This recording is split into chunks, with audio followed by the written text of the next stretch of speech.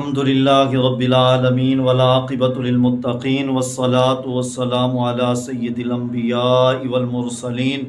خاتم النبیین وعلی آلہ الطیبین الطاہرین واصحابہ الاکرمین الافضلین۔ برادران اسلام، کل کی نشست میں قربانی کے وجوب کی شرائط پر گفتگو ہوئی۔ آج کی گفتگو قربانی کے جانوروں کے حوالے سے ہوگی۔ اللہ تبارک و تعالی نے قربانی کے جانوروں کے لیے بہیمۃ الانعام کا لفظ ذکر فرمایا ہے۔ چنانچہ سورۃ الحج آیت نمبر 34 میں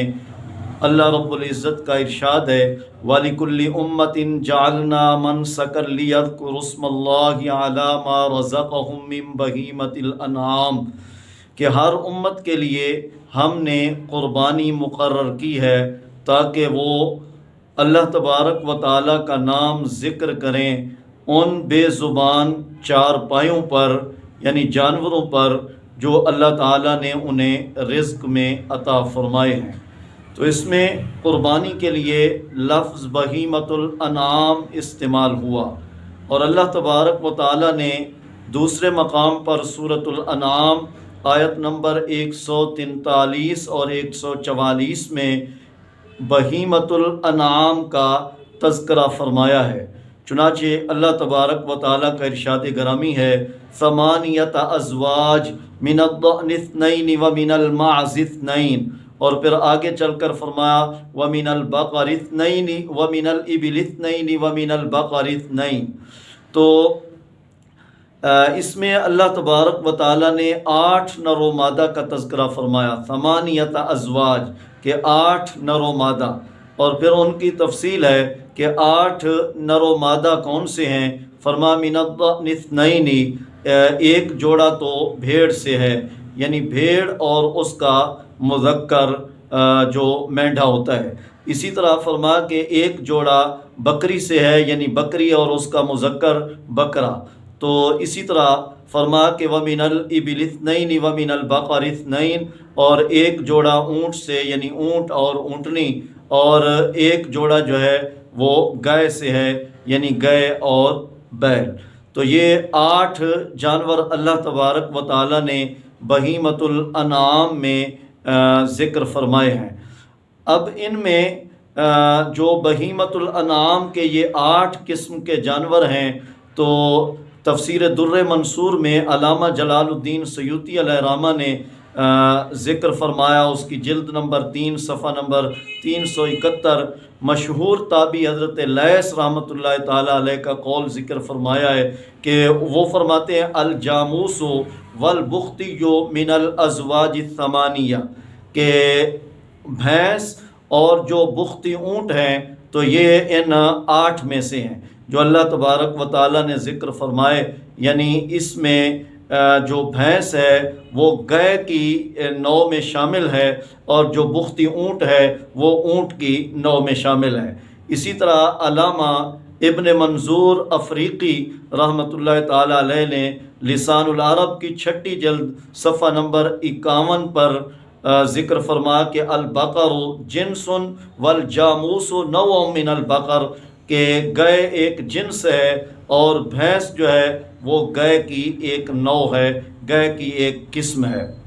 اسی طرح مسند الفردوس جلد 2 صفحہ نمبر 124 پر امیر المومنین مولا کائنات سیدنا علی المرتضیٰ شیر خدا رضی اللہ تعالی عنہ کا فرمان اقدس موجود ہے۔ آپ فرماتے ہیں الجاموس تجزی عن 7 فی الاضحیہ، فرمایا کہ بھینس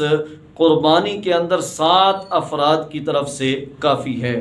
اسی طرح امام بخاری رحمۃ اللہ تعالی علیہ کے استاد علامہ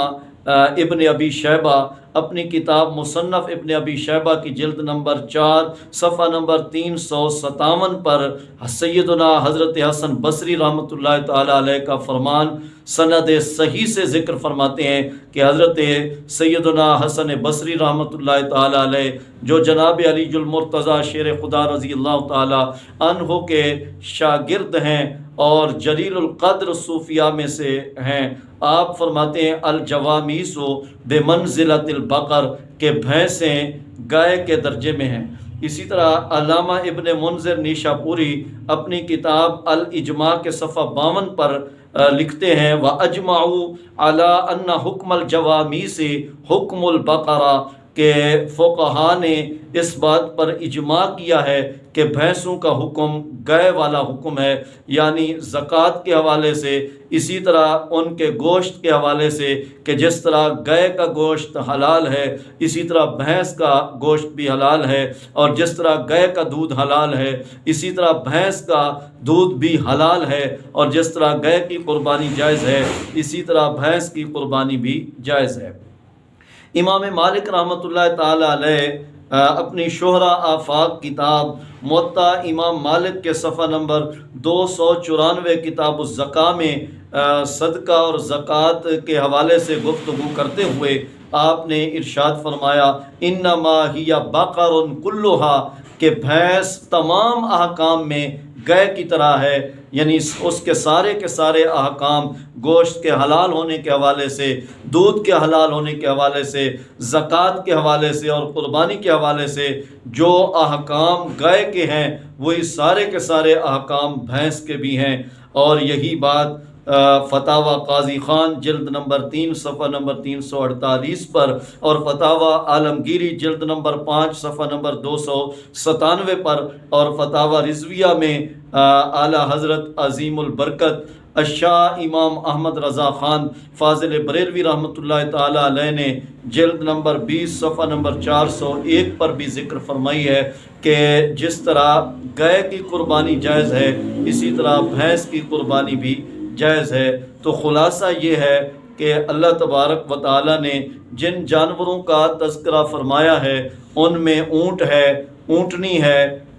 گائے ہے اور بیل ہے، اور جو ہے بکری ہے، بکرا ہے، بھیڑ ہے، میڈھا ہے، اور باقی رہ گیا دمبا اور دمبی تو وہ بھیڑ کی نو میں شامل ہیں۔ بھینس اور بھینسا یہ جو ہے گائے کی نو میں شامل ہیں۔ اللہ تبارک و تعالی نے ان کو مقرر فرمایا ہے قربانی کے لیے۔ اس کے علاوہ باقی جتنے جانور ہیں چاہے وہ مالیت میں، گوشت میں، جسامت میں، ان جانوروں سے زیادہ ہی کیوں نہ ہوں ان کی قربانی جائز نہیں ہے۔ مثلا جو وحشی جانور ہیں، جنگل کا ہرن ہو گیا، تو اگر اس کی مالیت اور اس کا گوشت، اس کی جسامت جو ہے وہ بکرے سے زائد ہی کیوں نہ ہو پھر بھی قربانی میں وہ جائز نہیں ہے۔ یہ انواع تھیں جن کو قرآن مجید نے ذکر فرمایا، اور علماء محدثین مفسرین نے ان کی تفاسیر ذکر فرمائی ہیں۔ تو جن جانوروں کا تذکرہ